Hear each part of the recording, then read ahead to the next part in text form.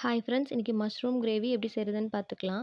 ஒரு கடாயில 2 table spoon எண்ணெய் விட்டுக்கலாம். எண்ணெய் சூடானதும் கடுகு போட்டு பொரிய விட்டுக்கலாம். கடுகு பொரிஞ்சதும் வரமிளகாய் சேர்த்துக்கிறேன். இப்போது கருவேப்பிலை சேர்த்துக்கிறேன். கருவேப்பிலை பொரிஞ்சதும் வெட்டி வச்சிருக்க வெங்காயத்தை சேர்த்து நல்லா வதக்கிக்கிறேன். வெங்காயம் வதங்கினதும் தக்காளி சேர்த்து நல்லா வதக்கிக்கிறேன்.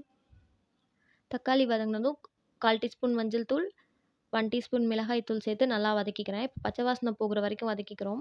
பச்சை வாசனை போனதுக்கப்புறம் வெட்டி வச்சிருக்க மஷ்ரூம் சேர்த்து நல்லா வதக்கிக்கலாம். இப்போது மஷ்ரூம் வேகிறதுக்காக கொஞ்சம் தண்ணி விட்டுக்கிறோம். இப்போது உப்பு சேர்த்துக்கிறேன். உப்பு சேர்த்து நல்லா வதக்குனதுக்கப்புறம் ஒரு 3 மினிட்ஸ் மூடி போட்டு மூடி வச்சுக்கலாம். இப்போது நல்லாவே வெந்துருச்சு மஷ்ரூம். ட்ரை ஆனதுக்கப்புறம் பெப்பர் பவுடர் சேர்த்து நல்லா வதக்கிக்கிறேன்.